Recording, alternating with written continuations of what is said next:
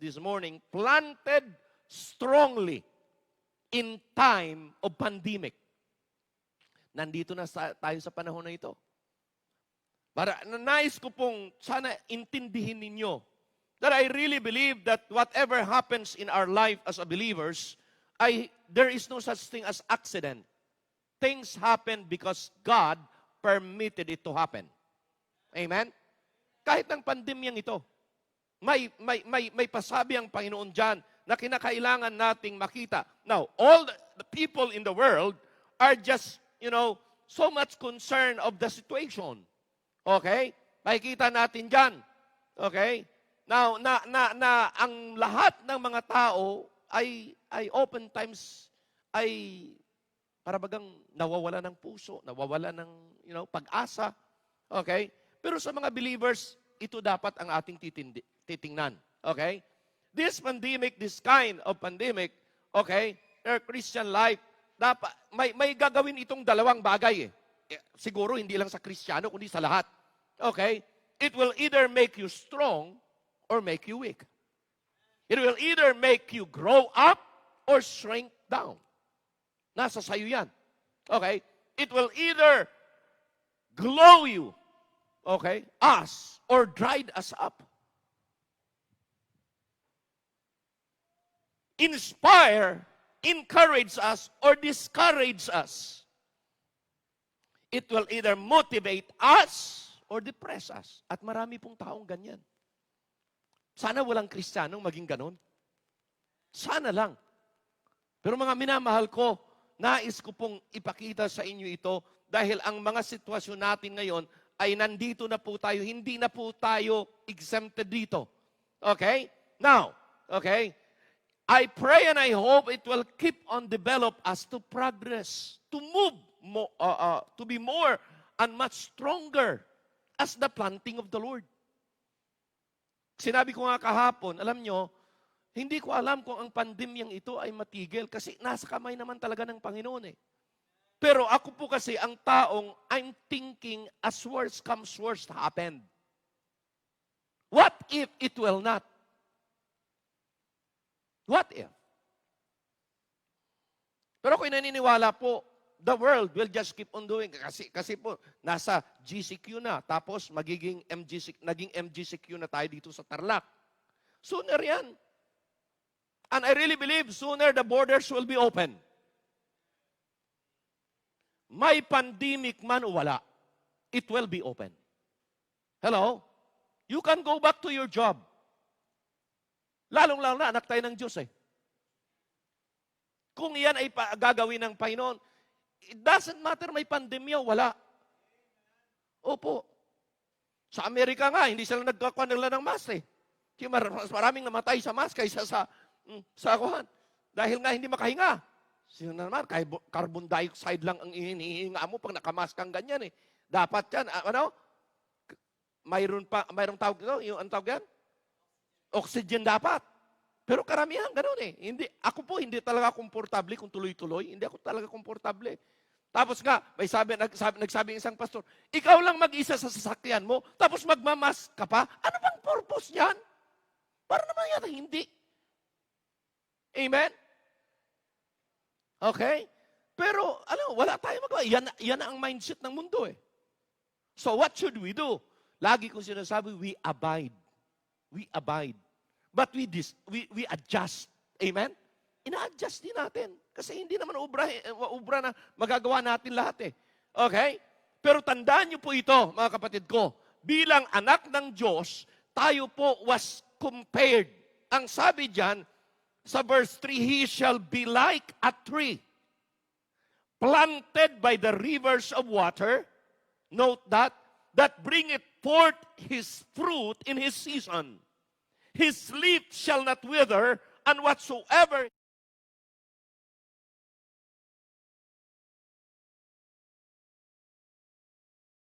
of the Lord.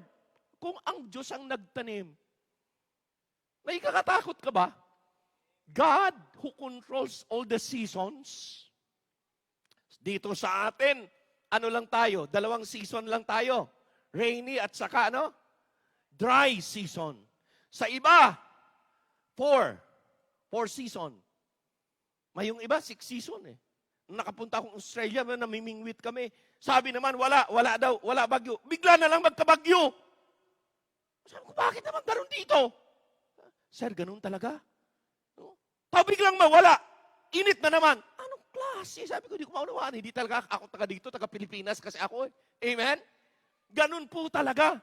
Pero tandaan yung mga kaminamahal ko, kahit anumang season sa buhay, iyan man ay by nature, kontrolado pa rin ni God yan. How much more ang season sa buhay ng isang mananampalataya, kontrolado pa rin ng Panginoon yan. Siya pa rin may hawak ng buhay natin. Siya pa rin ang magpapadana sa atin kung yan may good times or bad times. Pero tatandaan nyo, ang ating Panginoon, hindi nangako na iiwanan niya tayo or aalisin niya yung mga troubles natin. The Lord promised that He will be with us in our troubles and in our difficulties in life. And He promised that we will be able to overcome it. Kaya itong pandemyang ito, mau-overcome natin to as believers. Amen? Now, planting tayo ni God eh. Anong purpose? Huwag mong kakalimutan. Kaya may ganitong sitwasyon that He might be glorified. Yun palang pinaka-purpose eh. Para lahat ng tao, lagi mong i-recognize na hindi mo kakayanin kung hindi mo kasama ang God. Amen? Okay? The real purpose of God, the intention, the plan of God, kailangan mangyari sa buhay natin. Kaya yun ang kagandahan pag nasa Panginoon ka. Yan ang kagandahan pag nagbabasa ka ng salita ng Panginoon. Yan ang kagandahan na hindi ka lang relihiyon. No. Lagi kong sinasabi sa simbahang ito at lagi in-emphasize that we are not only a Baptist religion, we are a Baptist family. Pamilya tayo ng Diyos. Anak tayo ng Diyos. Kung anak tayo ng Diyos, John 1:12 ang sabi niya, di tayo'y kapamilya. Kapuso pa. Amen. Kasangga, kabalikat, kapamilya. Hindi dapat nag-aaway. Sa TV nag-aaway eh. We are not in competition to one another. We are a team. And a team complement each other.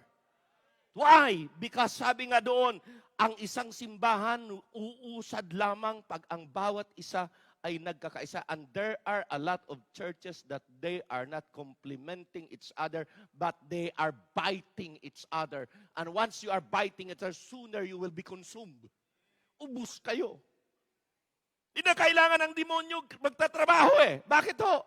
Kung ang mga Kristiyano nag-aaway-away, na manunood lang naman yung mabuti naman sa inyo. Sige! Ang ganda nga. Next Sunday, siguro I will be preaching a message entitled, basta Job. Job sa linggo. Hindi. Hindi sa linggo. Hindi ako tagapagsalita sa linggo. Iba tagapagsalita. Third Sunday. Ilalaan ko na yan. Pero alam niyo mga minamahal ko, ito tatandaan po natin. Ano kayang dahilan? Kaya ako nag-isip talaga, anong dahilan? Bakit pinadaan ng Panginoon sa pandemya ang kanyang gawain? Pinadaan ng Panginoon sa COVID-19 ang lahat-lahat. Ano kaya dahilan? Tandaan niyo po ang Romans 8:28. Anong sabi? And we know, not we don't know. Ang sabi niya, we know that all things work together for good. For good pa rin. For good. All things work together for good kahit na may pandemic. Yes. Kasali yan eh. To them that love God. Question, mahal niyo si God? Kung mahal natin, di all things work together for good. To them who are called according to His purpose. May purpose siya eh. Isa lang po ang aking nakikita. Kung minsan kinakailangan ang isang puno, ipapadaan sa bagyo para malaman, are you with me? Para malaman kung yung puno na yan will stand the test at masasabing pagkatapos ng bagyo, masasabing ang lakas. Bakit po? Nasubok. Or you will fall. Ang sabi, ang rupok, ang hina naman. Hello? Now, nasa sayo. Amen? Kaya sa akin, ang nakikita ko ay ito, unang-una, na nais kong ipaabot sa inyo. Kaya, we are the planting of the Lord because unang-una, kahit na po sa difficulties and sa troubles, nais ng Diyos makita na ano, okay? A tree flourishing and fruitful kahit na may pandemic. Come on. Iyan po ang nais kong ipakita sa inyo sa umagang ito, unang-unang puntos. Hindi dapat magpanghina ito sa atin. Kundi ito dapat ay magtutulak sa atin na lalo pa tayong pursigido, lalo pa tayong determinado, lalo pa tayong dedicated kay God dahil alam natin, hindi natin kayang ayusin ang buhay, ang sitwasyon kung walang tulong ni God. Doon po tayo, mga minamahal ko. Tingnan nyo ho, okay?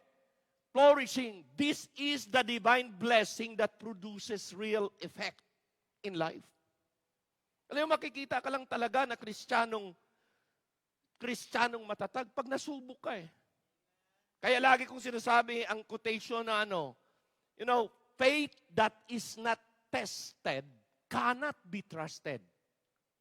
Para bagang katulad ng isang kwento na sabi nung pasyente, alam mo, Dok, first time ko itong operahan.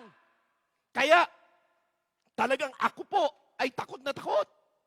Sabi ng doktor, naintindihan kita. Kasi first time ko rin itong hihiwa. Ikaw ang hihiwain ko.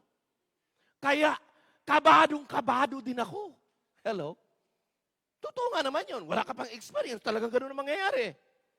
Yung isang pasahero sumakay ng aeroplano. Kayo siguro nakasakay na kayo ng aeroplano. Sabi nung pasahero, alam mo, Kapitan, takot na takot ako sa aeroplano. Lagi akong sumasakay ng bus, lagi akong sumasakay ng barko, pero this is the first time na ako isasakay ng aeroplano. Natatakot ako. Sabi naman ng piloto, naintindihan kita. Bakit? Kasi ito ang pinakauna kong pag-drive ng aeroplano. Ikaw pa ang pasahero ko isa. Nako. Pareho tayo. Nagkakaintindihan tayo. Amen? Pero alam niyo mga kapatid, pag subok ka na, pag nasubok mo na, madali na lang eh. Tama? Iba sa inyo, first time nyo mag-abroad, talagang iyak ka. Bakit ho? Kasi naku, this is the first time. Pero pag nasanay ka na, wala na. Okay na. Amen? Bakit po? Proven and tested na. Nakasurvive nga ako noon. Ngayon pa. Tama, hindi? Amen? Ganun lang. So ngayon mga kapatid, ito ang nais kong ipakita sa inyo. When there are storms, when there are difficulties with this pandemic, mga kapatid, tandaan nyo may divine blessing dyan. Ano yung divine blessing? Look at Colossians chapter 1, verse number 23. Ang sabi doon ay ito, if ye continue in the faith, what?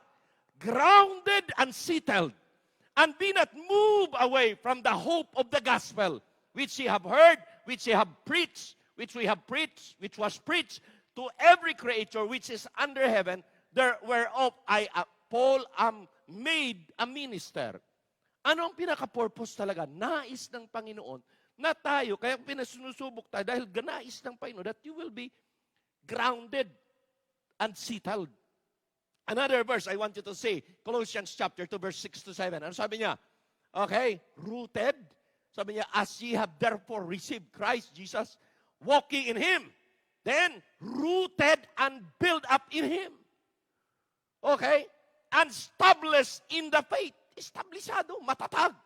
And as ye have been taught, abounding therein with thanksgiving. Anong sinasabi ng Panginoon na ito? Kung minsan kinakailangan tayong padaanin ng Panginoon sa mga testing at mga pagsubok para tayo ay magiging deeply rooted. Kahit ng puno, ang puno na yan, may ugat yan, na main ugat yan, na talagang pag nag-penetrate yan, palalim ng palalim. Sublang lalim na kahit ano pang hangin, hindi mabubuwal. And then, yung tayo sabi niya, widely grounded. Hindi lang mayroon siyang main na ugat na palalim, but mayroon siyang mga ugat na talagang spreading. Para just in case man, may hangin, hindi mabubuwal. Sabi nga ng aking sabi nga ng tatay ko na nagtatanim kayo ng mga puno, sabi niya lang, pag ikaw maglagay ng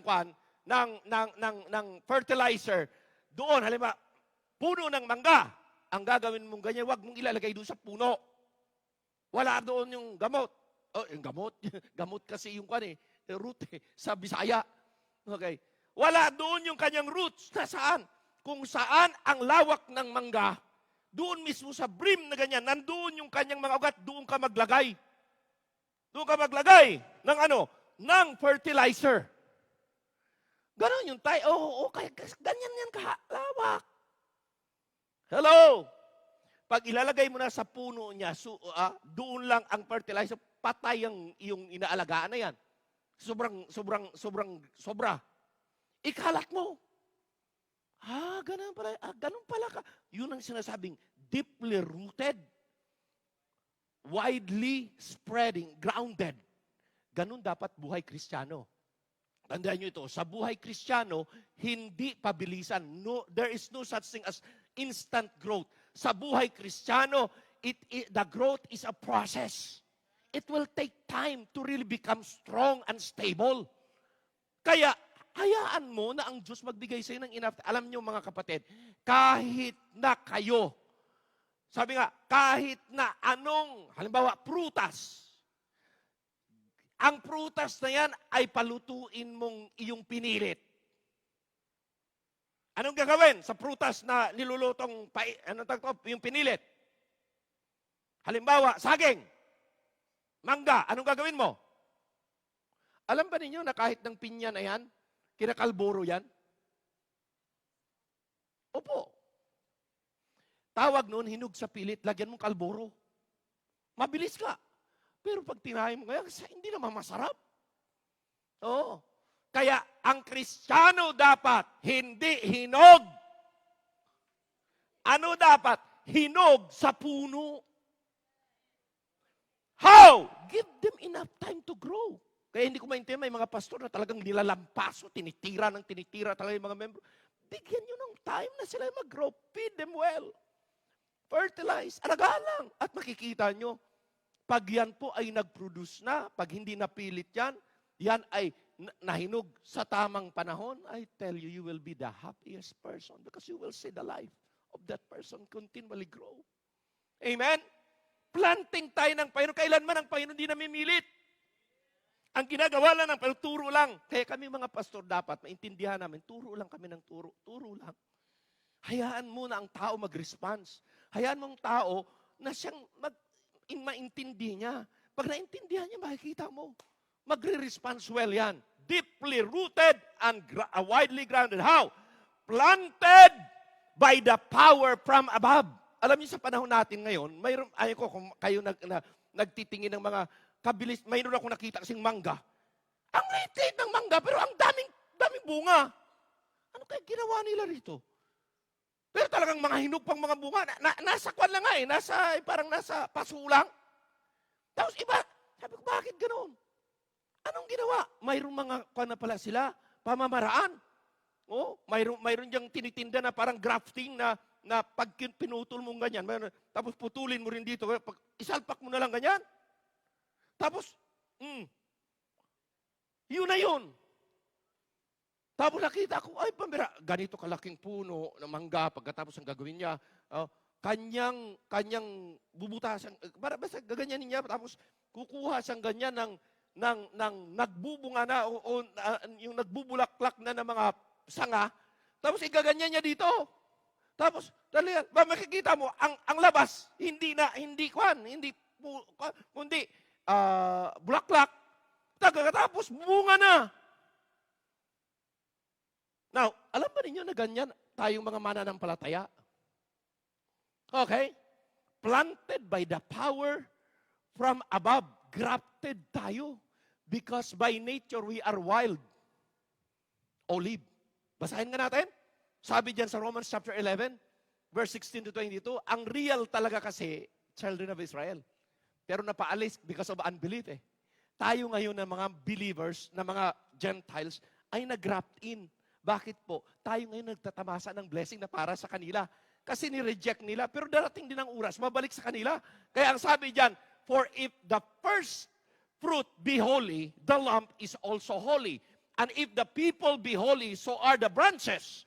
Oh, and if some of the branches be broken off, and thou, being a wild olive tree, were grafted in among them, with them partakers of the root and fatness of the olive tree. Ikaw ang nakinabang.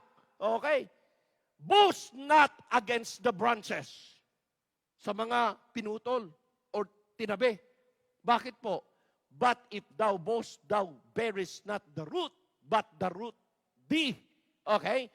Thou wilt say then, the branches were broken off, that I might be, what? Grafted in. And then 20, well, because of unbelief, they were broken off. Kasi hindi sila nanampalataya eh. And thou standest by faith was grafted in. Pero sabi niya, be not high-minded. Huwag kang magmalaki. Huwag mong ipuput down sila. Okay? But fear. Bakit? Kung sila nga original tree. Kinat off. Tayo pa kaya? Grafted in lang tayo. Amen? Pero salamat sa Diyos, binigyan tayo ng chance. Okay? If God spare not the natural branches, take heed, lest He also spare not thee. Ganun lang din yan. Amen? So, balik tayo doon. Dali. Kasi oras na. Okay. Planted by the power from above. 2, B. Okay? Ano pa? Placed by the means of unlimited grace. Ang sabi doon sa text natin, planted by the rivers of water. Ibig sabihin, kahit na may tag-ulan, kahit na may crisis, yung sustenance doon, yung supply doon, nandoon pa rin. Hindi nauubusan. Ganda eh. Kaya yun po tayo na mga anak ng Diyos. Receive supplies of strength, vigor, beauty, and almonds to the purpose of bringing forth much fruit designed for their prosperity. Yun ang design ni God sa atin. Nais talaga ng Diyos ang mga anak niya magtatagumpay para mapapatunayan for His glory. Okay? Ano pa? Okay. Abundance without a family trouble. Alam ba ninyo na may mga taong may abundance in the family but may trouble sa pamilya? Sa palagay nyo, may enjoy nyo na may abundance ka. Ay, sige, marami ng pera, pero ang gulo naman ng pamilya mo. Hindi ka pa rin mag-enjoy eh. Hindi ka makatulog. Away dito mga anak. Inggitan dito. Hindi makatulog eh. Bakit po? Away-away dito. Wala eh. Kasi pag wala si God, ganun talaga. Yan ang sila, prosperity yan. Okay, abundance yan without family trouble. Ano pa? Prosperity without physical trouble. Oh, lagay natin. Oh, may panggastos ka. May panggastos ka. Para sa sakit.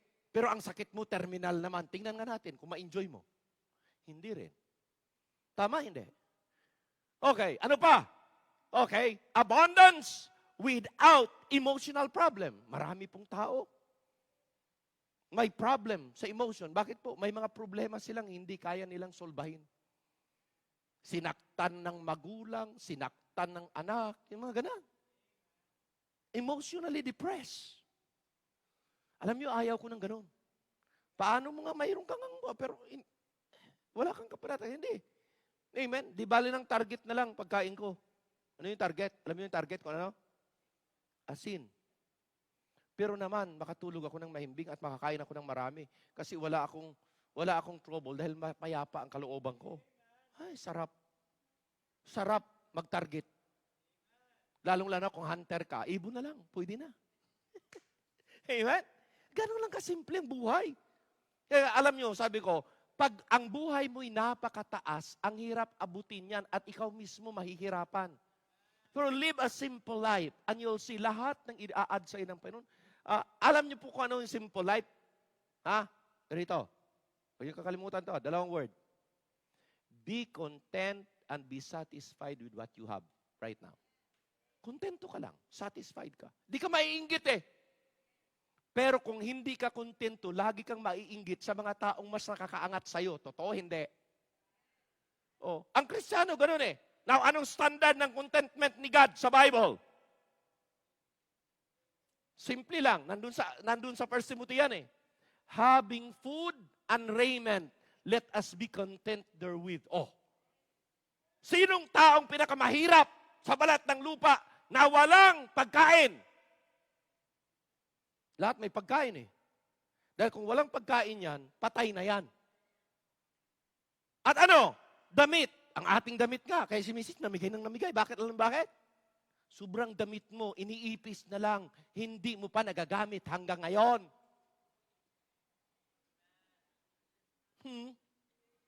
Bakit hindi ko alam?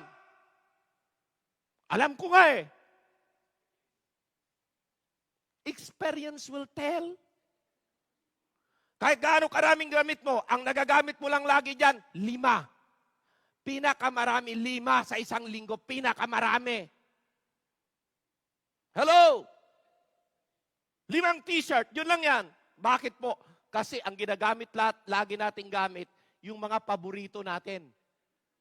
Yung mga hindi, ilalagay mo lang sa tabi-tabi yan. Totoo, hindi? Oo, totoo nga eh. Amen? Oo. Kaya, kung kayo hindi na ginagamit yan, maganda pa yan, huwag niyong ipagamit sa ipis.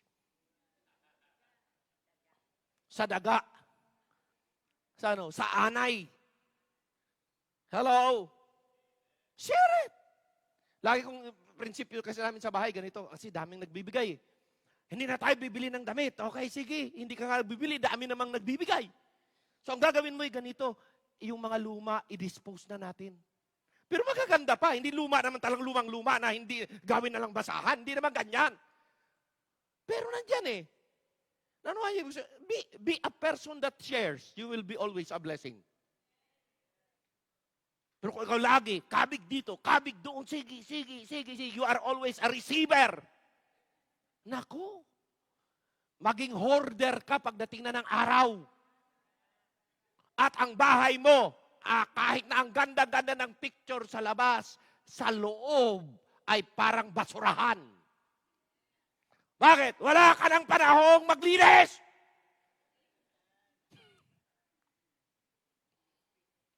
Amen? Narinig niyo ako? Sana magbago na kayo. Amen? Mambihira. Abundance without emotional trouble. Kung minsan po, alam nyo, ang daming emotional problem mo. Ano pa? Abundance without financial trouble. Walang utang. Ako po yung taong ayaw ko talagang mangutang. Bakit po? Kasi hindi ako makatulog pag ako may utang. Yung iba ang sarap ng tulog. Bakit? Pag ang mangungutang, mga naningil nandyan, sabihin mo, nakatulog. Di ba? Ganon eh. At mayroon tayong financial freedom principles na tinuro ko sa inyo.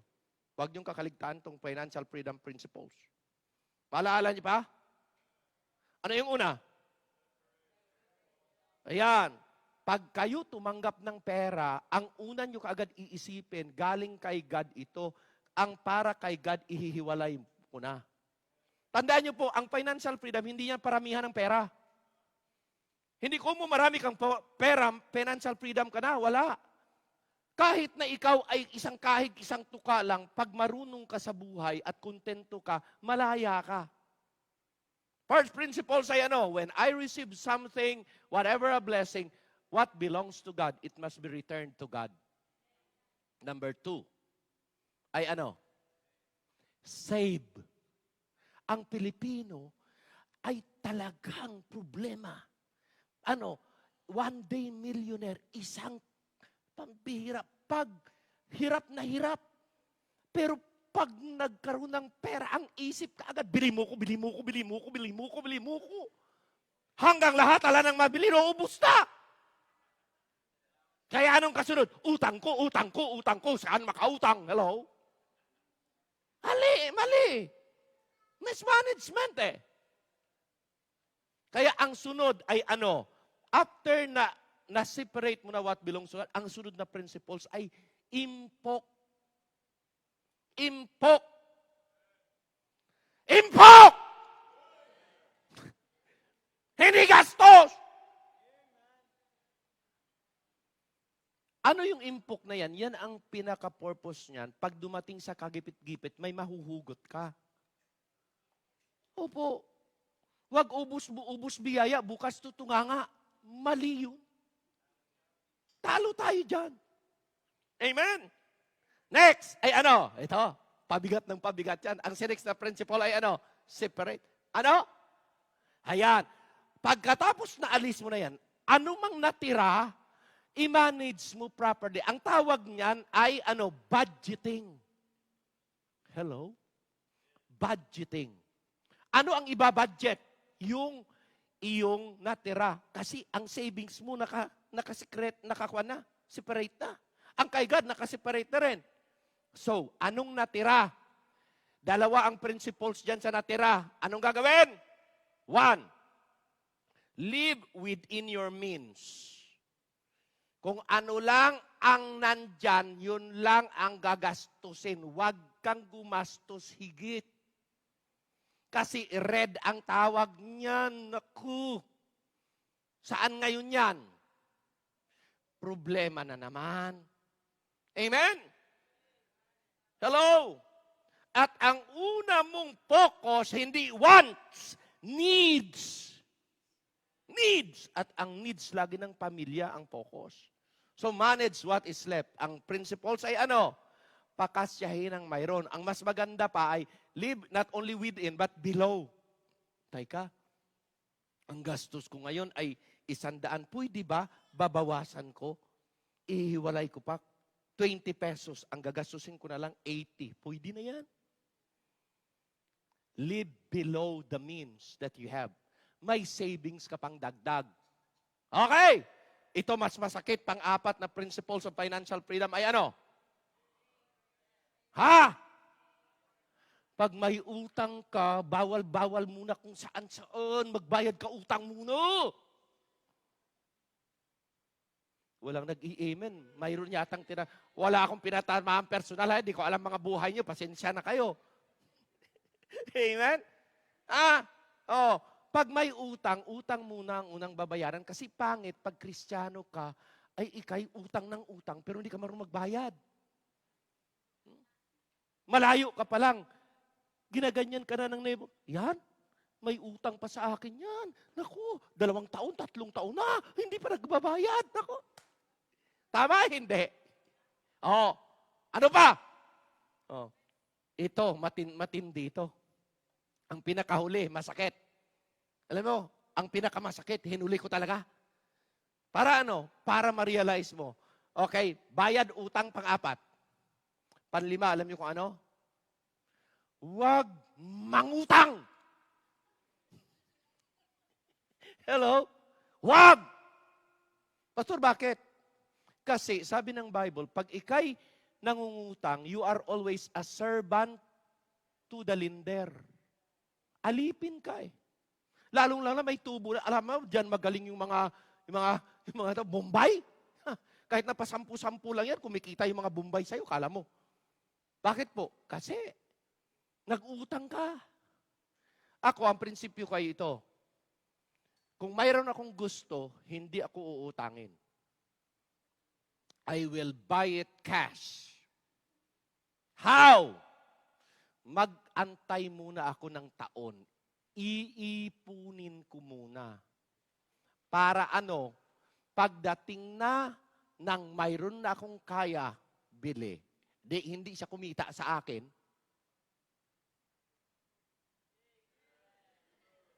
Bakit po? Kasi, alam ba ninyo na ang mga pinapautang laging may interest na malaki? At diyan nalulumpo ang mga tao?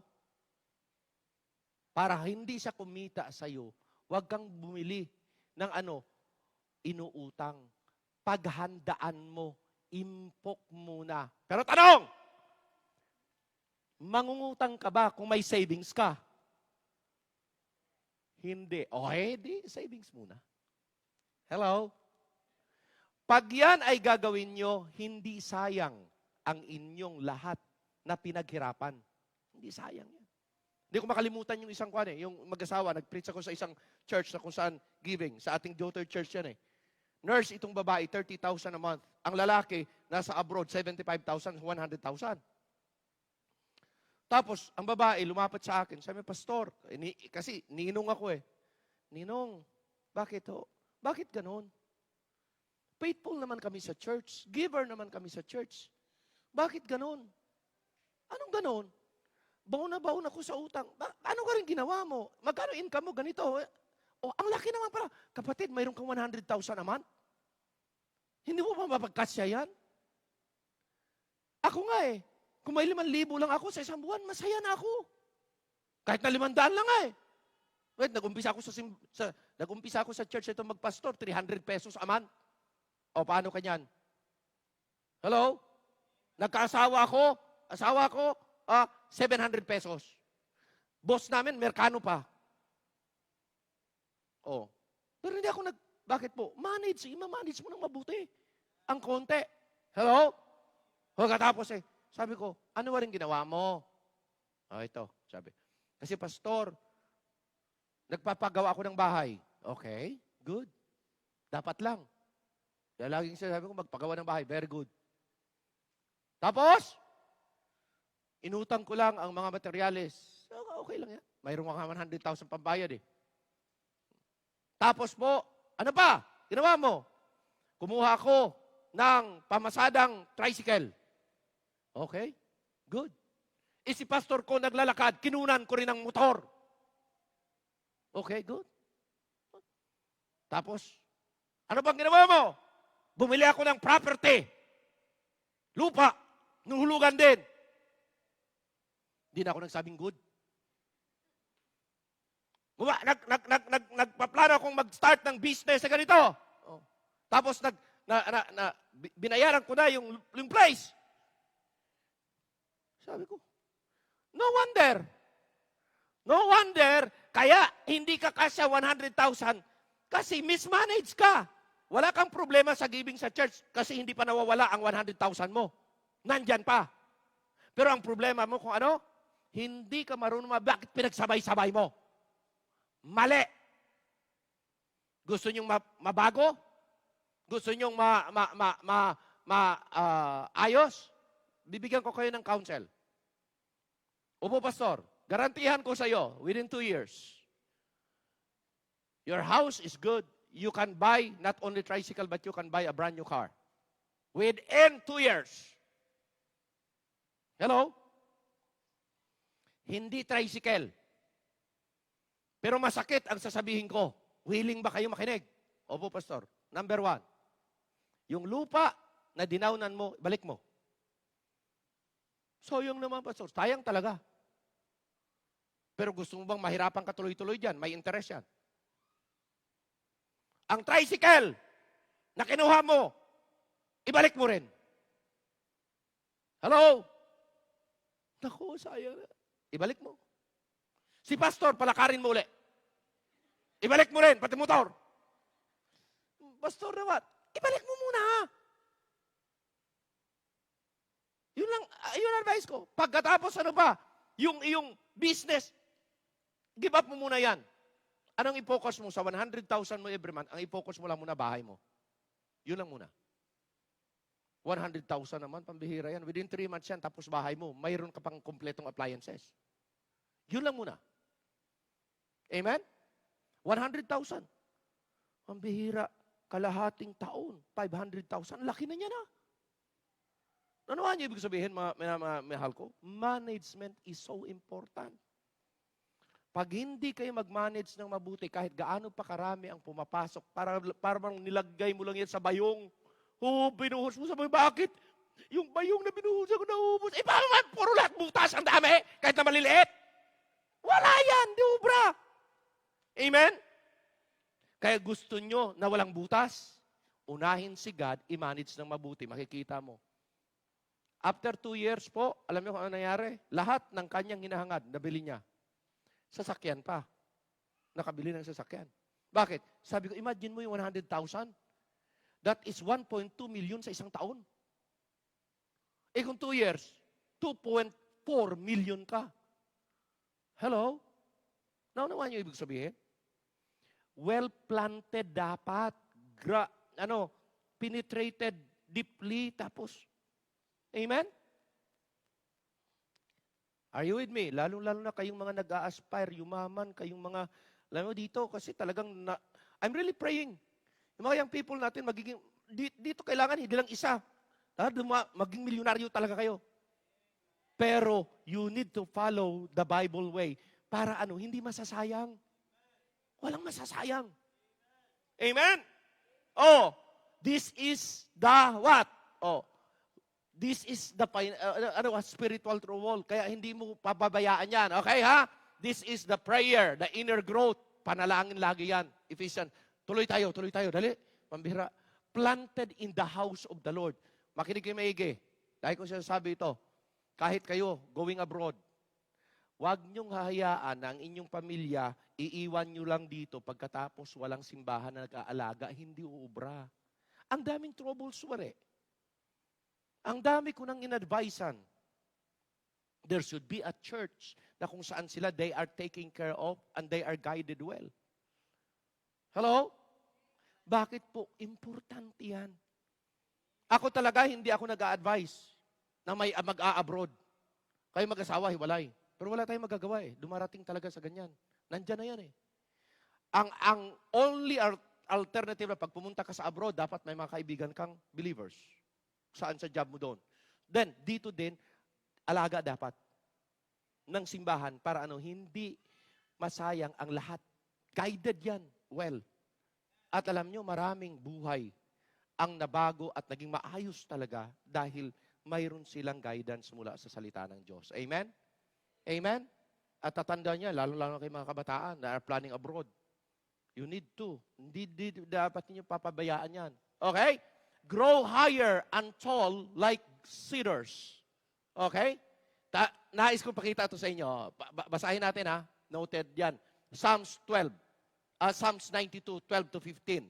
The righteous shall flourish, what? Like a palm tree. What is a palm tree? Kayo mga nasa abroad, alam nyo ito. He shall grow like cedars. Dalawang binanggit. Palm tree at saka cedars of Lebanon. Punta tayo doon. Verse 13. Those that be planted in the house of the Lord shall what? Shall flourish in the court of our God. Nandyan sila, guided and protected. Talagang uunlad sila eh. Pangako na ni God. Yeah, now, they shall still bring forth fruit. Keep on increasing even in old age. They shall be fat and flourishing. Yun po ang promise ni God eh. Yun ang planting ni God. Now, balik tayo doon.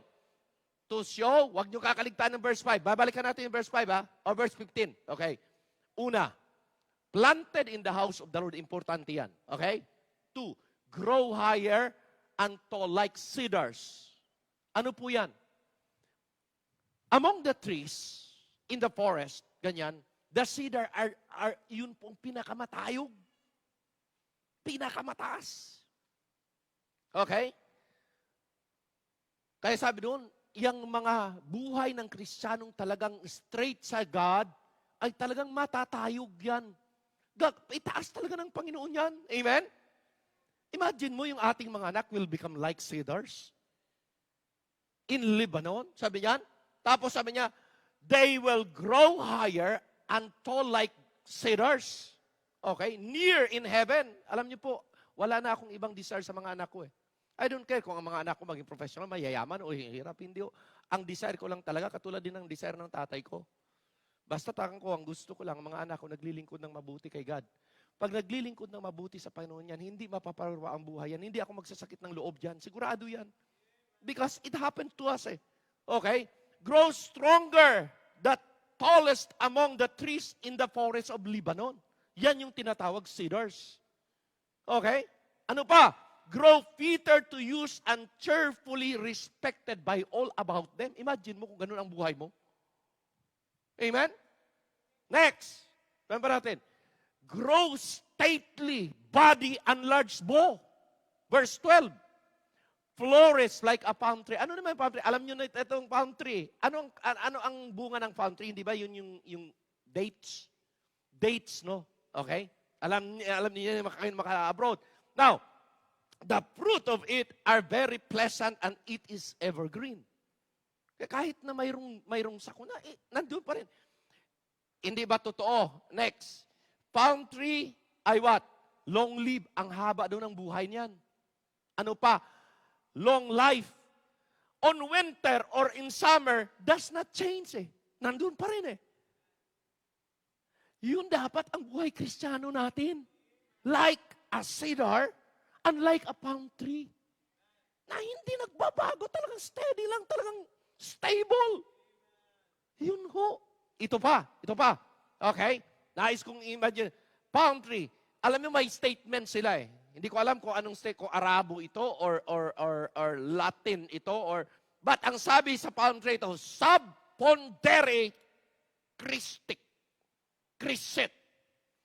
Nang ibig sabihin ito, the more it is pressured down, the more it grows. The more na pinapadaan mo sa pressure, the more na tumitindi. Ganyan dapat ang buhay Kristiyano natin. The more na sinusubok tayo, the more na lalo tayong matatag, malakas dahil nag-draw tayo ng strength sa Diyos at wala nang iba. Okay? Therefore, the righteous what? Shall flourish under their pressure and under heavy burdens. Amen ba? Ganun dapat ang buhay natin. Okay? Number 2, a tree with divine providence and protection from God. Psalms 104, 16 to 18. Ano sabi? The trees of the Lord are full of sap. The cedars of Lebanon, nandiyan naman, which He hath planted. Verse 17, wherefore, where the birds make their nest, as for the stork, the fir tree as her house. The high hills are a refuge for the wild goats, and the rocks for the kunis. Sabi niya. Okay, now, nais ko pakita ito sa inyo. The providence ng Diyos ay nandyan. Paano? One, gusto kong imagine ninyo na ang buhay Kristiyano is like a giant tree. Punong-puno, ang laki ng puno, ang taas-taas niya sa lahat ng puno, pero ang kanyang katawan punong-puno ng lumot at ng lahat ng mga doon namumuhay yung lahat ng mga bulaklak na doon. At yun ay hapunan ng mga ibon. Yun dapat ang buhay Kristiyano. Okay? Una, okay, in its body and branches grow all kinds of plants, orchids, and flowers. Yun yung sinasabi doon. Tapos ano pa? Full of sap. Once no nourishment. Hindi niya kailangan ng pag-nourishment kasi nourish up na siya. Hello? Because it has full of God's provision, protection, and in full force and source of it. He shall be like a tree planted by the rivers of waters. Hello? Okay? The birds make their nest there as suitable habitation to dwell in. Imagine mo. Tapos hinalintulad.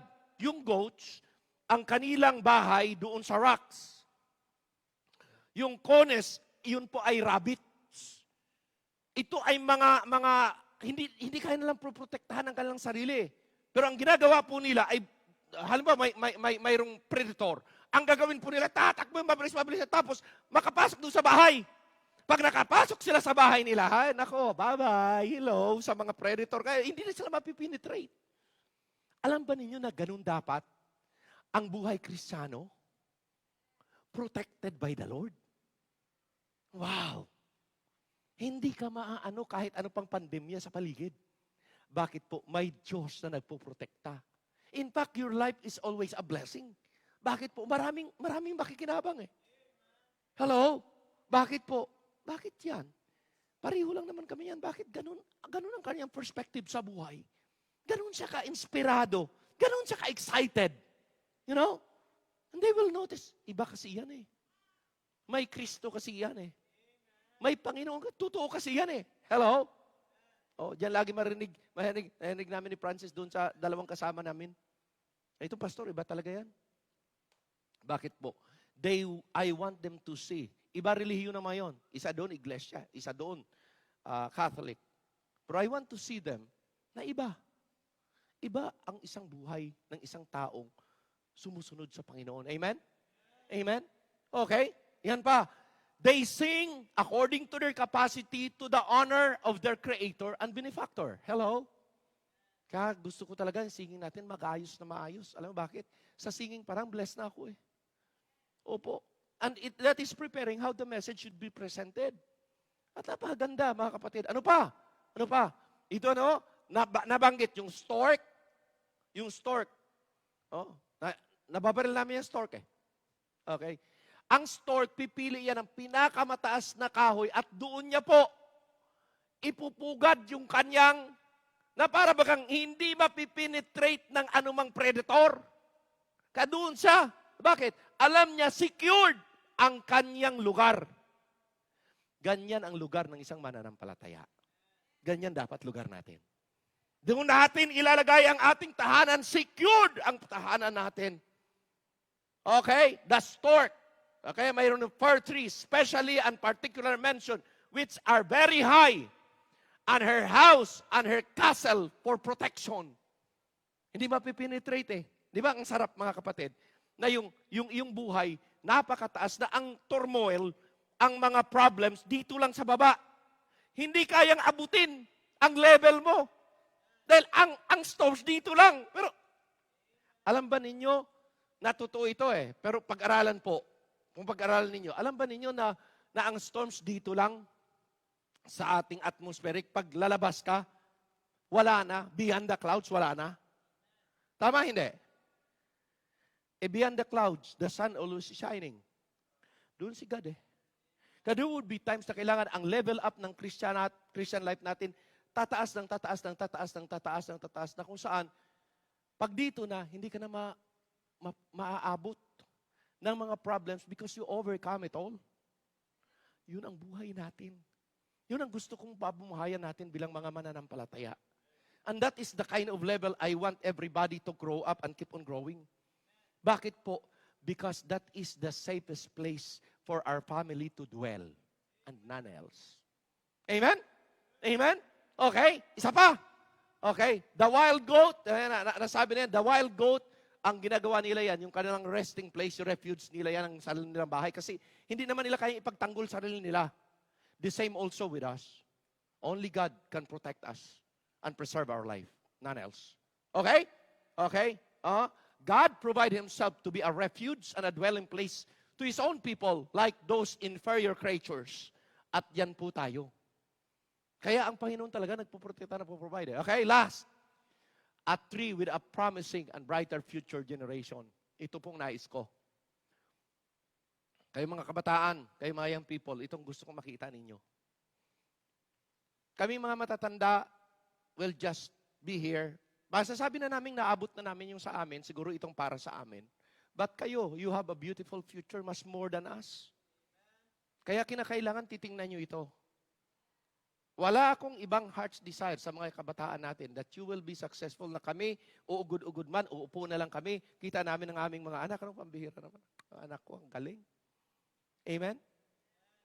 Luluha kami sa tuwa, hindi luluha kami sa sama na loob. Hello? Luluha kami sa tuwa, uupo kami ganyan, at sabi nyo, wow, ang lahi ko, naglilingkod sa dakilang Diyos. Inayos ng Panginoon ang aming buhay. Pinatnubayan kami ng Panginoon. Ang mga kabataan namin, walang napariwara ang buhay.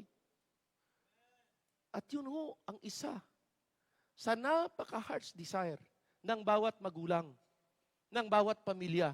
Okay? Future generation, tingnan nyo ito. Psalms 144. Huwag niyong kakaligtan to. Ha? Pasensya na natin kung medyo umaba-haba ng konti. Ha? Verse 12. That our sons may be a plants grown up in their youth. Sabi ng ating kasabihan, ang pag-asa daw ng bansang Pilipinas ang mga kabataan. Pero paano maging pag-asa ng bansang Pilipinas ang mga kabataan kung makita natin ang mga kabataan natin sadlak sa droga? Sadlak sa bisyo. Paano? Kaya, binago ko. The future of the Philippines and the future of every families are dedicated Christian young people who are serving the Lord. Yan ang pag-asa ng bayan. Yan ang pag-asa ng ating pamilya. Yan ang mga anak na hindi magiging suwail sa magulang. Totoo, matigas ulo. Sino naman ulo na hindi matigas? Taklakin niyo ang ulo niyo kung hindi matigas yan. Opo. Pero hindi suwail, hindi rebelde. Because they are touched by God always. You may not agree with your parents, pero hindi ka naman magiging pasaway. Ako po, masasabi ko. Kaya nga sinabihan nila ako na sa siyam kaming magkakapatid, ako ang tinaguriang pinakatunto, pinakaluko-luko, pinakamatigas. Ang tawag sa akin, sa Ganancial clan, sa aming pamilya, is the black sheep in the family. Sino ang makakatumbas niyan? Wala. Ang pangarap ko, maging rebelde o maging sundalo. Kung hindi ako niligtas ng Panginoon, I will be the most, sabi nga nila, the most wanted, the public enemy number 1. Baka sawayan namin. Napasasama na ako sa mga sugarol Nakapasama na ako sa mga uncle kong mamamatay tao Pero hindi ko makalimutan yung ginagawa ng tatay ko. Panginoon, hindi ko na magamit, hindi ko na madisiplina si Cyril. Bahala ka na sa kanya. Biro mo. Pero alam niyo ba, kung disiplina pag-uusapan, 1,100 or more palo mula sa tatay ko ang naranasan ko. Pero hindi ako napabago. Lagong nagre-rebelde ang aking kalooban. Kaya ayaw magpadisiplina Kaya kung sinong pinakaluko-luko dito, number 1 ako. Pero pasalamat ako nang ako'y sumuko sa Panginoon at ang Panginoon ang nagbago ng buhay ko. Salamat naman. Sabi ng mga kapatid, ito ang aming kapatid. Introduce nila yan sa aking sa aking mga bayaw This is our brother. He is a black sheep before. Now, he is a white sheep. Papaano? Because the Lord changed his life. Yun po ay kailangan makita. At hindi po yan sa salita lang. Amen? Sa biyaya ng Diyos, yung Ganancial, pag nakapunta kayo sa baryo namin, ang Ganancial po ay talagang, may isang baryo puro Ganancial doon. Pero ang Ganancial doon, nag-away-away. Tatay ko, number 1 pa naman pala away. Noon walang baril. Ngayon baril na. Opo. Ang gawa yan, iskrimahan, itakan. Okay? So sabi ko sa tatay ko, tay, pwede ba? Total, matanda ka na. Pwede ba? Hayaan mo ako. Lilipat ako. Ang pagitan lang po yan, daanan. Lipat sa kabila, grupo na yun ng mga silang magpipinsan. Away yan. Sa isa lang saging puno, magtatagaan. Sa isa lang tanim, kunting kuhan lang ganyan. Away na. Kaya kami natakbuhan. Naku, mga magulang na away na naman. Pero may pastor yan sa kabila. May pastor sa kabila na anak. Dito sa kabila, may pastor din. Kinausap po yung tatay ko. Sabi ko sa tatay, tay, pwede ba? Hayaan niyo ako na ako makipag-usap. Kailan pa natin ayusin to kung kayong lahat kinuha na ni God? Habang buhay pa kayo. Bayaan niyo ako. Total ako naman ang luko-luko. Hindi! Biglang magkuha ng kanyang espada. Hindi! Tayo naman. Pag hindi niyo ako pupayagan ngayon, this is the last time pupunta ko ng Negros. 4 ang anak kong malalaki.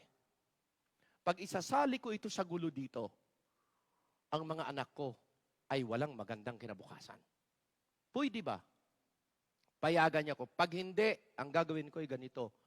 Ipuputulin ko ang aking relasyon dito. Hindi ako Bisaya. Iko-connect ko sa lawag. Dahil marami akong diyan naman talaga nang galing yung mga Ganancial Lucano eh. Puputulin ko. Ikukunik ko dito. Taga dito kami. Hindi ko na ipapakilala, taga Negros ako. Pumayag yung tatay. Punta ako doon sa unang matanda. 11 silang magkakapatid. Maraming mga magpipinsan-pinsan. Pagkatapos, sino ka? Matanda na eh. Nakaganyan na. Pero may itak din. Sino ka? Ako po, si Cyril, ang anak ni Jose. Anak ni Jose! Yang tatay mong yan! Halika dito, pupugutan kita ng ulo! Sabi ko sa uncle ko, sige, pugutan niyo ako ng ulo. Ako naman ang pinakaluko-luko dito.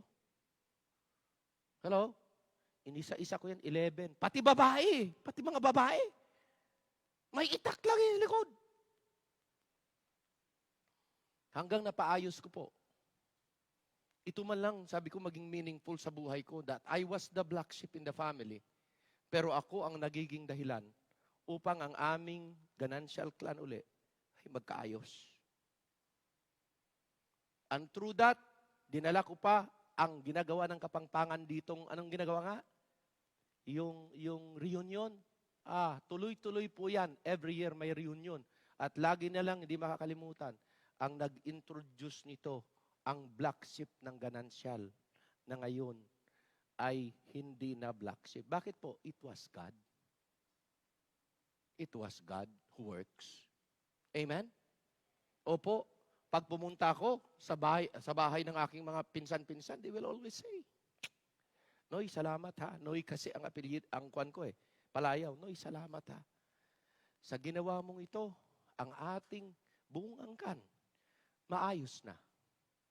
At patuloy na naglilingkod sa Diyos. Regardless of the... Bakit po? Our generation must do that. They must be at trees planted. Saan? Saan? Ang sabi doon, after the similitude. Balik. Dali. Please. Okay? That our daughters may be as cornerstones, polished after the similitude of a palace. Sa palagay nyo, ordinaryo lang yan. Hindi yan po.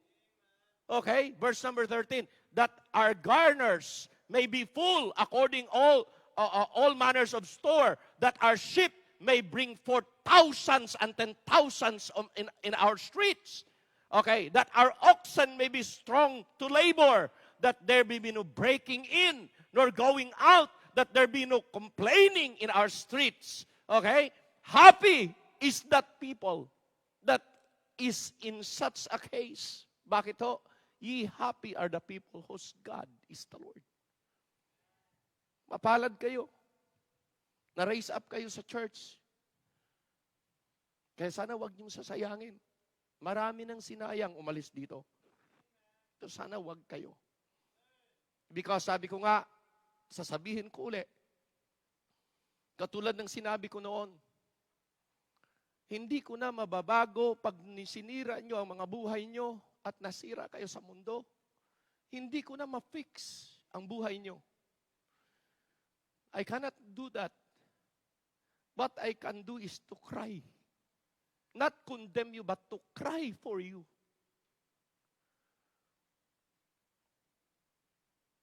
I can think of a lot of people, young people before in this church, na kung saan wasak ang buhay ngayon.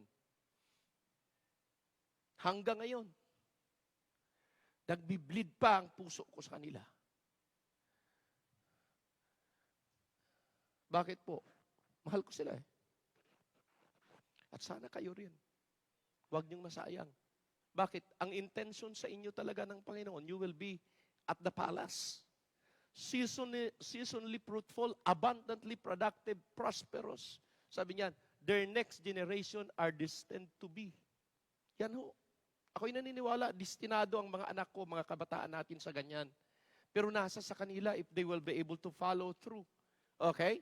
Ano pa? A desirable, admirable child, likened and compared to a cornerstone or a corner pillars, polished after the similitude of the palace. Yan ang napagandang structure. Number 2, okay?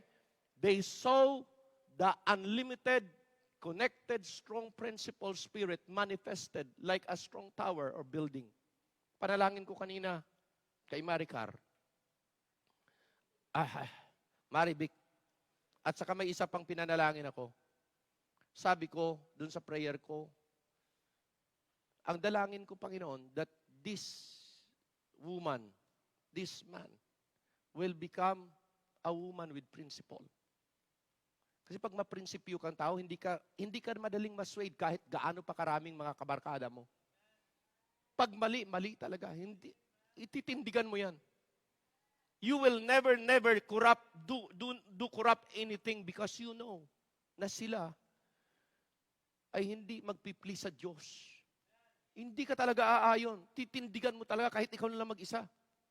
Yun yung taong maprinsipyo. At yun kailangan dapat ma-inculcate at ma-develop sa heart ng ating mga kabataan. 4. Ano pa ba? Purified and consecrated life to God as a living temple dedicated to Him. This is our product. Produce. What? A good, law-abiding citizen. Hindi sakit ng lipunan ang ating mga generasyon. Last, as I close, hardworking. Hello? Dependable in the society. Not involved in rioting, drunkenness, riling, and rebellion. Kaya ako'y naniniwala na pag ika'y grounded sa salita ng Diyos at Kristiyano ka, kahit mga professor mo makakaliwa, you will not be persuaded because you stand on the ground na kung saan ang salita ng Diyos ang siyang nauuna. Hello? Marami ngayon yan. Kaya ingat kayo. Okay? Their desire was to dwell in a quiet habitation that goes on to the prosperity of their nature. Hello? Yun ang kailangan natin. Matapos na rin. Happy are the people that is in such a case. Verse 15. Yung ganyang klaseng product, rare. I hope and I pray that you are rare kind of young people. You are not an ordinary kind. Ano pa? Never so long, makikita natin, and a lot don't have that kind of principle and life. Only those people whose planting is the Lord, those whose God is the Lord, do have this, and that is who we are as saved children of God. Hindi ko man na-explain ng mabuti dahil medyo mahaba-haba mga minamahal ko, but nais kong i-emphasize lang to. May tatlong bagay kahapon na aking in-emphasize so well. Sabi ko makalimutan nyo na lahat. Ang tatlong ito, huwag nyong kakaligtaan. Ano yung, maalala nyo, yung conclusion kahapon? Una, stay low and humble. Stay low and humble. Isa yan sa kailangan natin.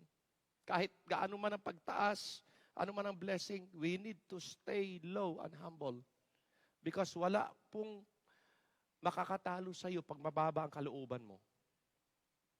Wala. Sabi ng Bible, itataas ka ni Lord. Pangatlo,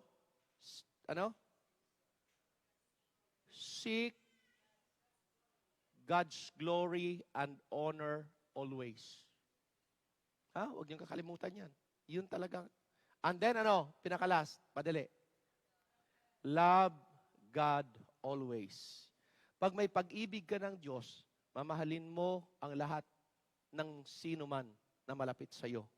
At mamahalin mo, kaya mong mahalin kahit nakaaway mo pa. Hello? Tumayo tayong lahat. Close your eyes, bow your head, please. We will finish this. Come on. May pagkain naman tayo dyan. But nais kong bigyan muna kayo ng chance. Do you want to be the planting of the Lord? Will you follow through according to His will and according to His plan? Nais kong gawin ng ating musician will play a song.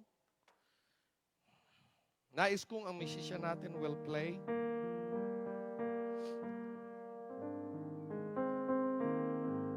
Maybe napakarami ng aking sinabi, but you know, this is the time that you want to recognize that it was God who teach you something. Kung kayo po ay mayroong nakitang mga bagay na kailangan niyong gawin for the Lord, will you talk to the Lord personally and privately? we will open the altar. Pwede din kayo magpasalamat. Sabihin niyo, Panginoon, salamat po na sa lahat ng mga nangyari, buhay pa rin ako, malakas pa rin ako, at nakapagsimba ako ngayon. Will you come?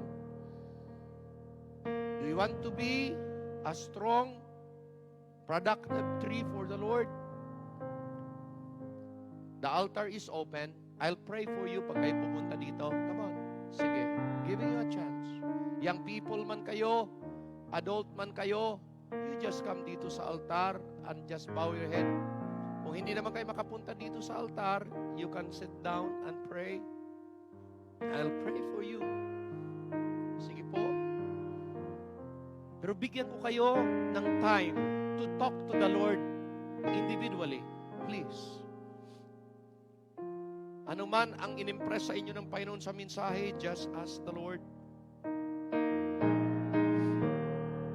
Kung mayroon kayong nais dalhin sa Panginoon,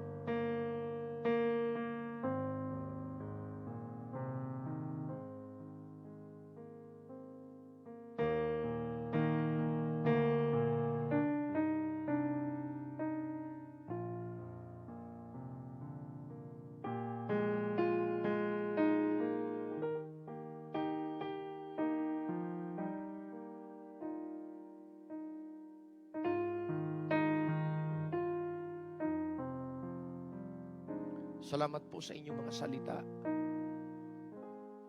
that taught us a lot of things to think, to ponder, Lord, to evaluate. Nais nyo kami na magiging isang puno na kung saan kahit na sa panahon ng crisis, sa panahon ng pandemic, sa panahon ng COVID-19, we can keep on growing. Our roots can penetrate more and be grounded deeply. Panginoon, tulungan niyo po ang aming mga kapatiran sa pananampalataya, lalo-lalo na ang mga kabataan namin sa kanilang kinabukasan. Our heart's desire is for our kids, our children, to be of God-fearing kids, kids who are serving the Lord, young people that are making decision, but they are making decision according to the principles of your word. It's been a long time. It's been there for many, many years that we have seen young people's life destroyed because they drifted away, Panginoon, sa inyong mga salita. Sana sa magitan po ng mga pangangaral na ito, we could be able to produce young people that are principled, dedicated, serving you well. Maaabot nilang kanilang mga pangarap. They will have a beautiful life. They will have a prosperous life. They will have good success. Because, Panginoon, ang kanilang buhay ay nakasurrender at ayos ang kanilang buhay ayon sa inyong kalooban. I-bless niyo po silang lahat. Pagpalain niyo kami. At Lord, binabalik namin sa inyong lahat ng pasasalamat at pagpapala. For this will I pray in Jesus' name. And all the people say, Amen and Amen. Please, Scripture.